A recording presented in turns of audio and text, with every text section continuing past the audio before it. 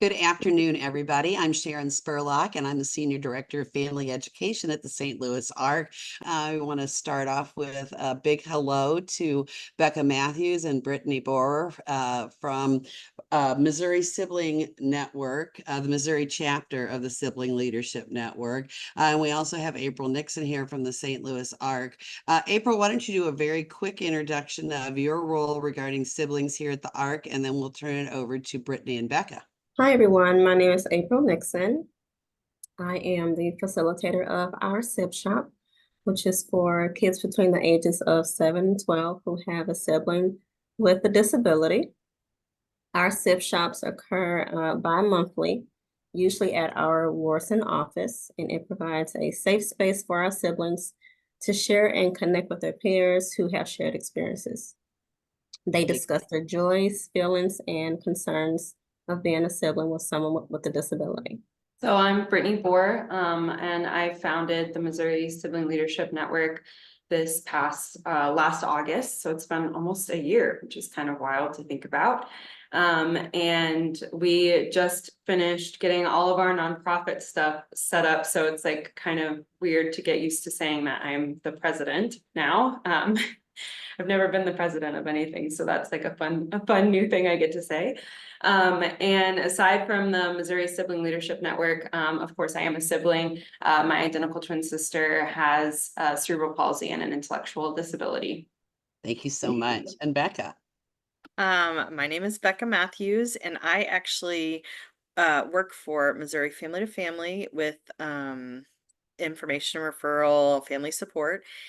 But I also am helping with TA for the Missouri Sibling Leadership Network, and I'm a sibling myself, and so that's kind of how I got started with all this. I wanted, my passion was to share the sibling experience, help other siblings as they step into that more caregiver role, and that sort of thing. So that was kind of a passion I had of mine. I felt like sometimes siblings are kind of left out of the off the table, away from the table, when you're discussing plans and stuff. So I wanted to make sure other siblings are supported in that role. So Brittany and I happened to connect through Missouri Family to Family, and we started talking about she was interested in and actually was proceeding to start the Sibling Leadership Network. And so we tried to figure out how we could partner together to do that.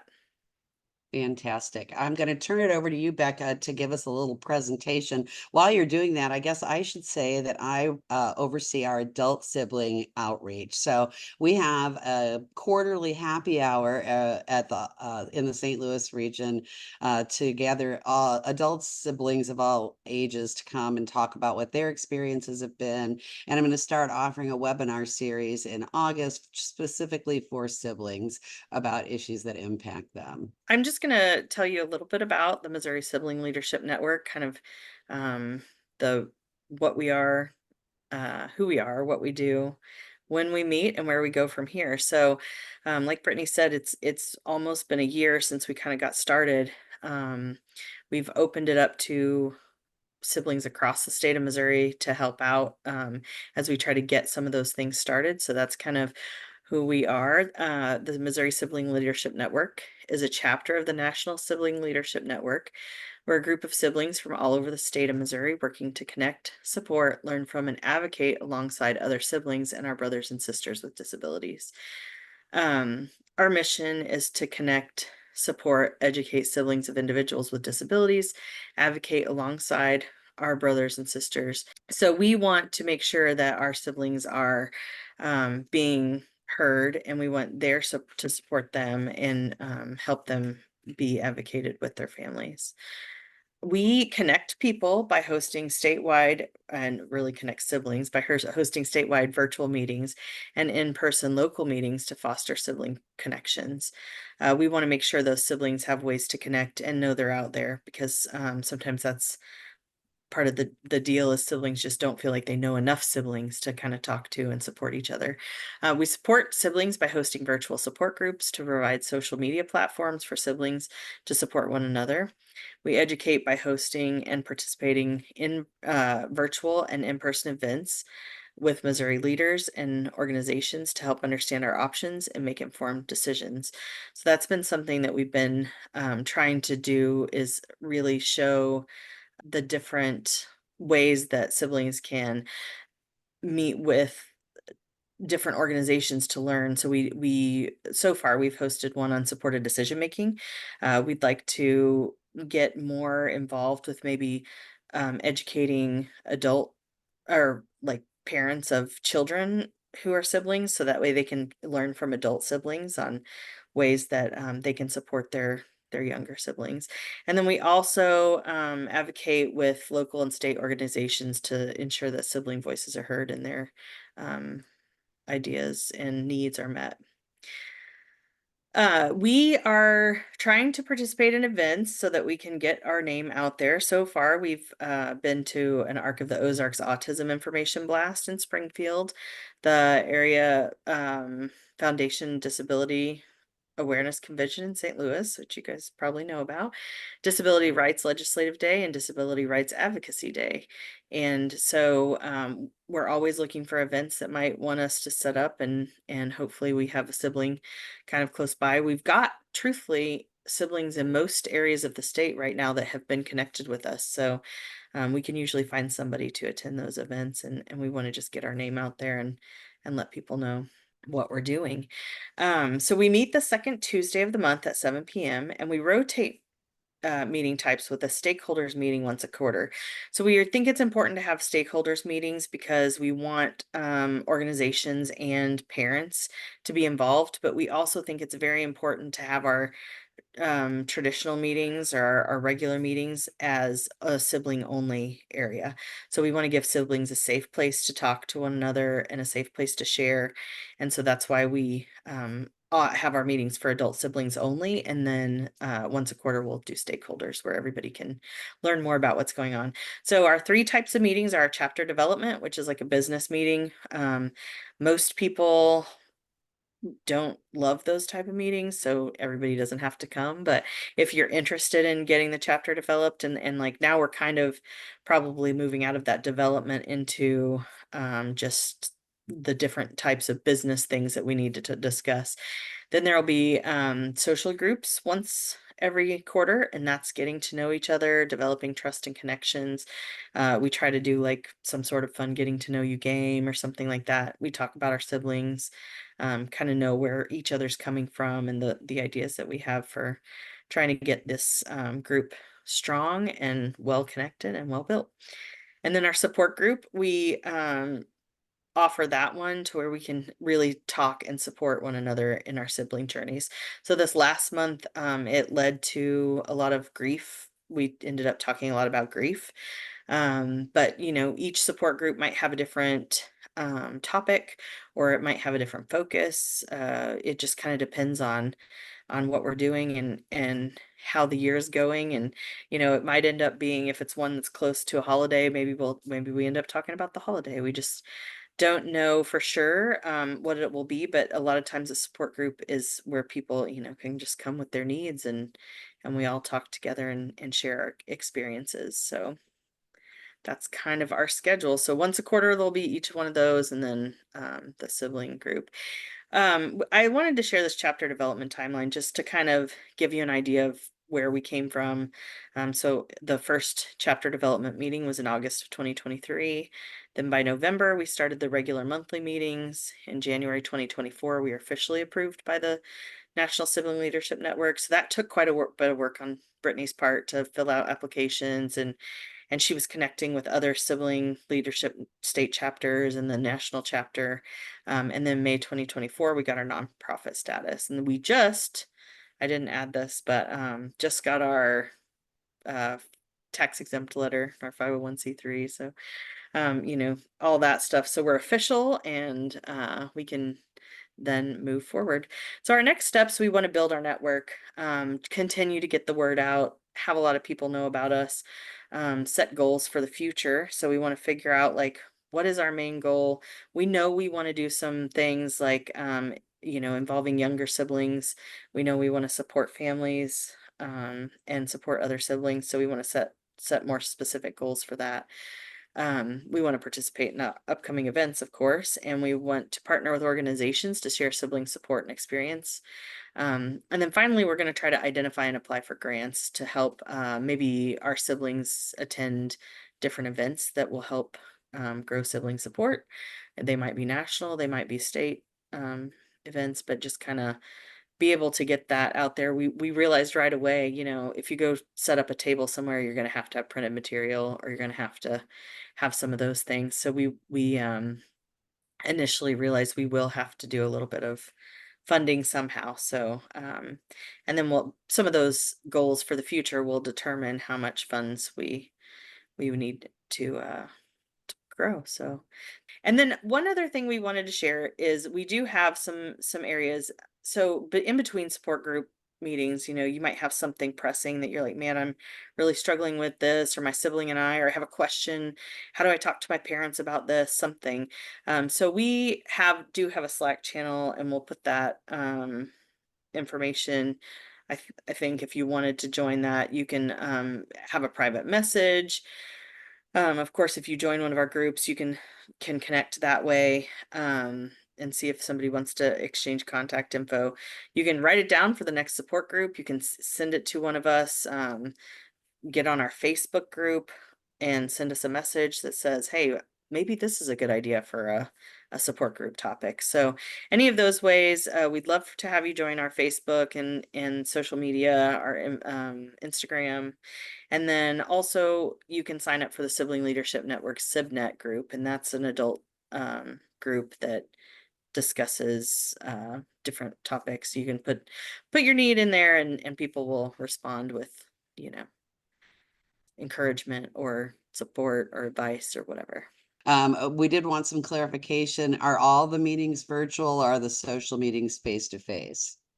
So we would like to have face-to-face social meetings like in different regions, but we have kind of not got those quite set up, but definitely support people having one if there's several siblings in your region, and we'll help get that word out. We did try to have one in Kansas City, but some circumstances ended up keeping us from it, but we plan to have more opportunities for that. But currently the ones that are scheduled on the second Tuesday of the month are always going to be virtual, so we can involve all the siblings.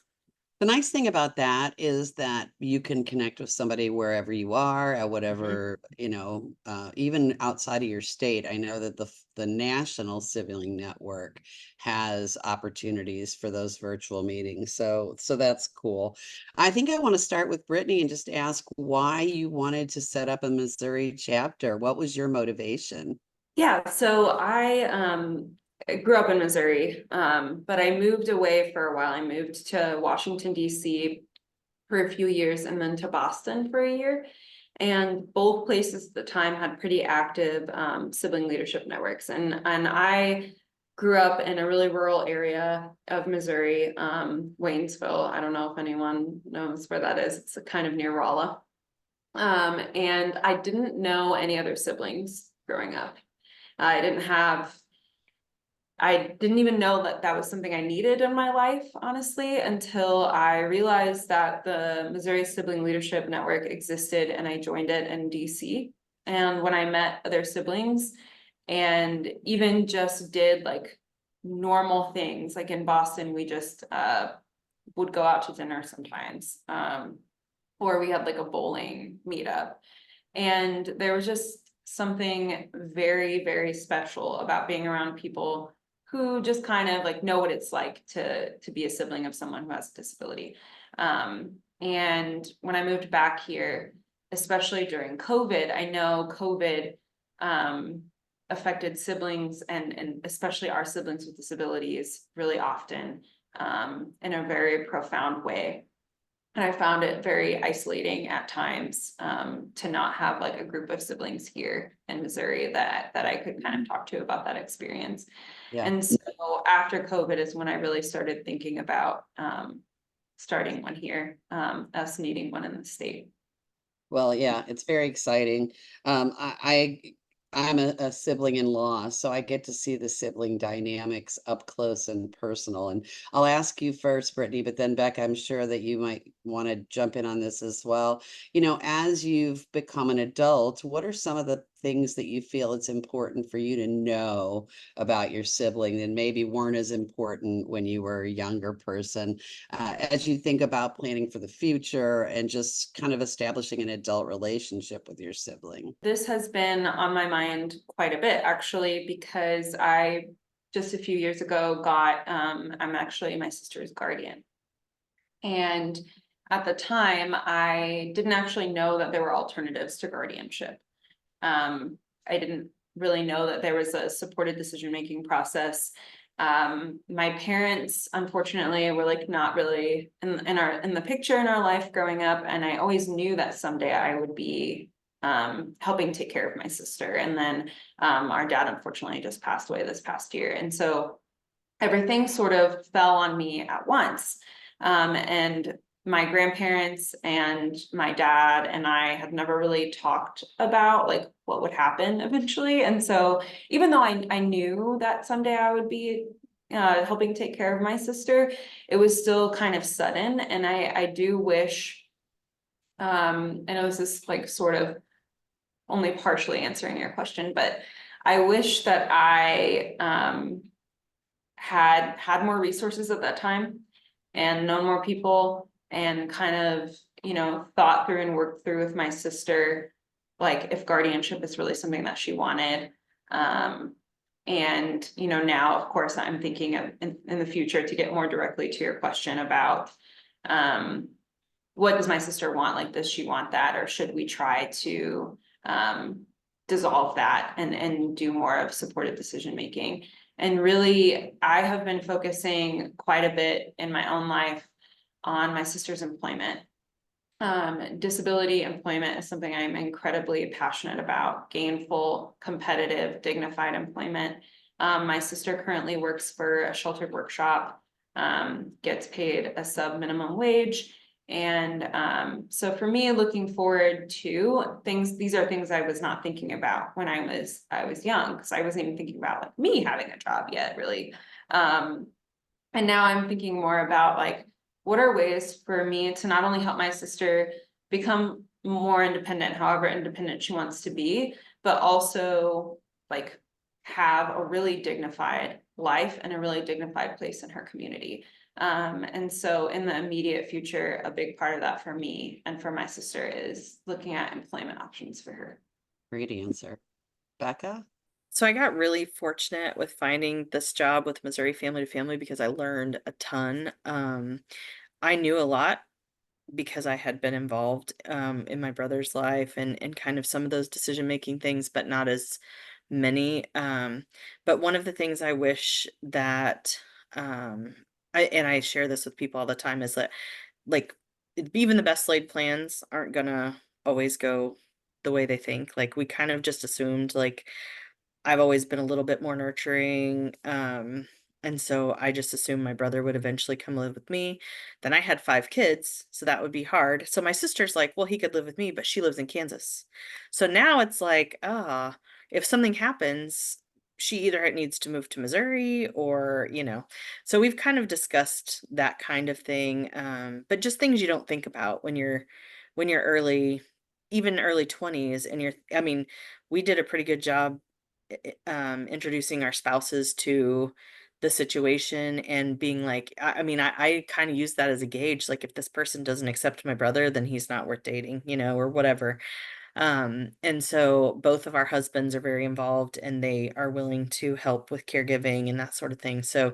Um, so we just kind of got fortunate to know that we can all work together to help. But I think that's one of the things you have to think about is like you might make a plan in your early 20s that maybe doesn't stay the same as you age. And then even little things like my dad ended up dying fairly young. So um, you know, my mom is now by herself. They moved closer to me to be able to have more support.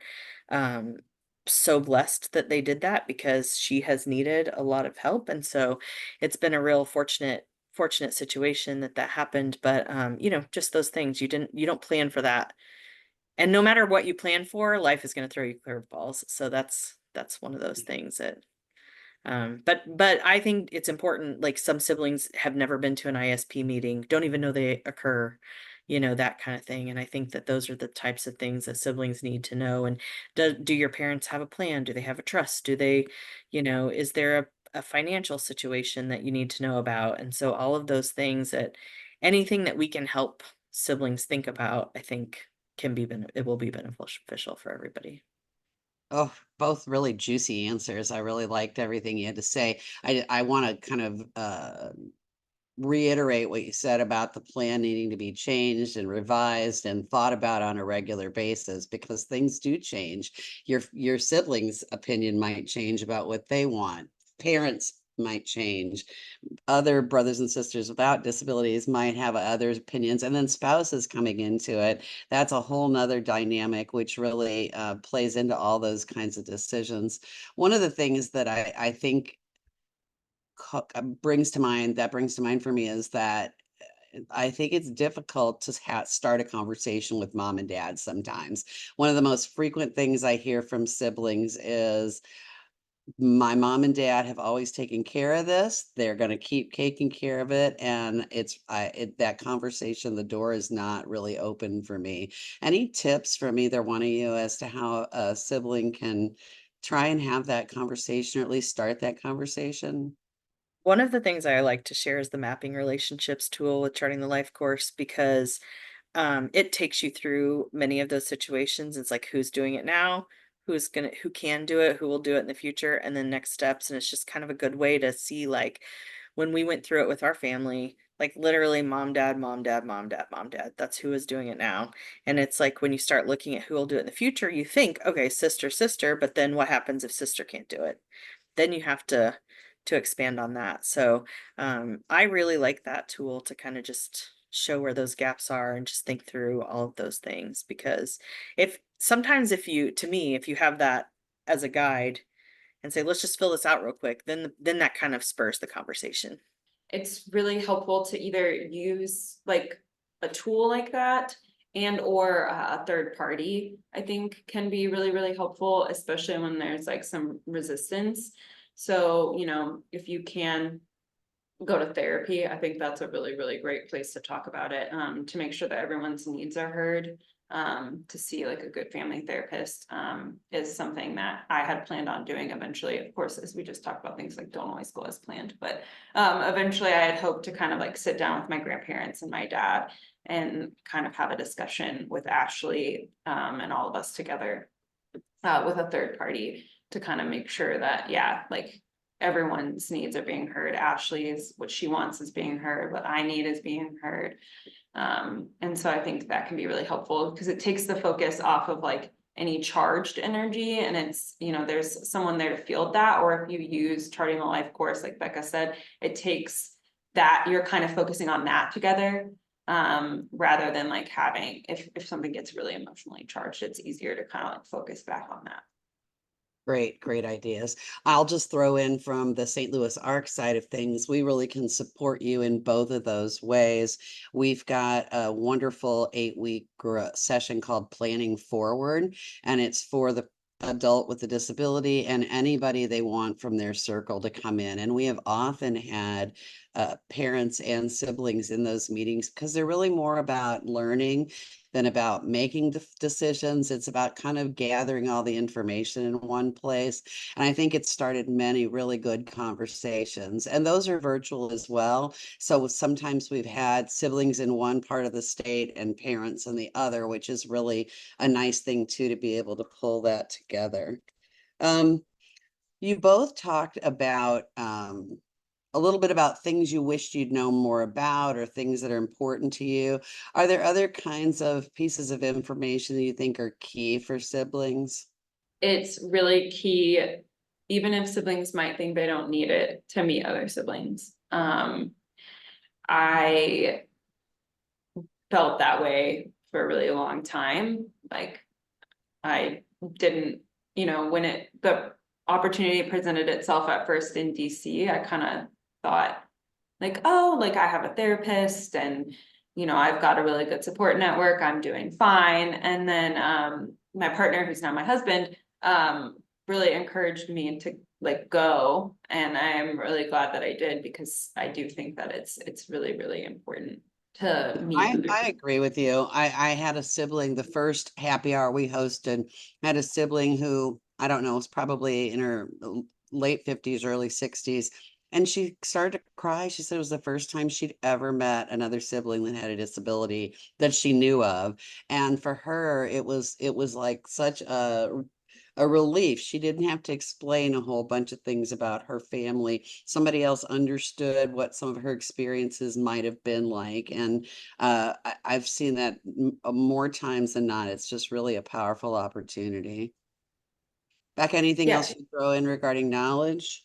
I mean, really, like I said, having some of those key things like, is there who, like, where do the supports even come from? Because some people don't even know if they have a DMH case, or, are they getting services through some place? So just all of those like real practical things to me are important keys. I'm not a super planner, but I also like to kind of know things. And so just knowing, like, I know who my brother's support coordinator is, and some people wouldn't even know.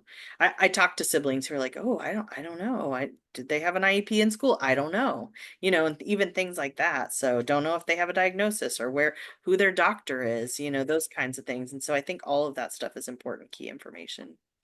I think sometimes that's an easier spot to start with a parent too, is Yeah, yeah, organizing of the history kind of yeah. thing. So, And nobody well, wants to talk about their future without somebody. I mean, yeah, everybody feels that way. So, Yeah, it's and I complicated. also, oh, sorry, Sharon. No, go Sorry. right ahead, Brittany. I was just gonna say, I also think that siblings are so well connected, like to go off this resources part, like just the siblings that we have had get involved so far, like almost all of us work in the disability field. And almost all of us know people who can be resources for another sibling. And so I would like to add that to like things that siblings should know, is that most of us do, in fact, end up working in some caregiving professional role, often in the disability field. And so I think that's an important thing for siblings to remember too, is that tapping into this community is support in so many different ways. It's access to resources, it's access to like personal support. Like we have a space for anyone. You can be as involved or as little involved as you want, kind of as Becca mentioned. Like we want it to be like about each sibling's individual needs. So if you only want to ever come to a social meeting and only once every 6 months or something, like you can be as little or as much involved as you want. And so I don't want any like sense of commitment to scare people away. It's meant to be like a safe place for any sibling.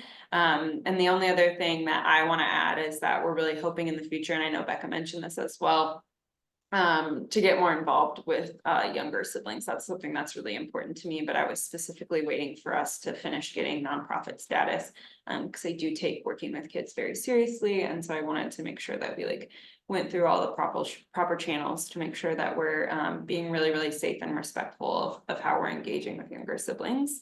And so I am also SIB shop certified. So I'm hoping to start some SIB shops soon in the Kansas City area. And so just to look out for some things like that for the future. we just want to get the word out. So tell all the siblings share it with friends, share it with families. But our meetings right now are only for adult siblings, so just keep that in mind as well. All right. Thanks everybody for joining me today. Have a wonderful rest of your week. And thank you very much to Becca and Brittany from the Missouri chapter of the Sibling Leadership Network. Bye, everybody.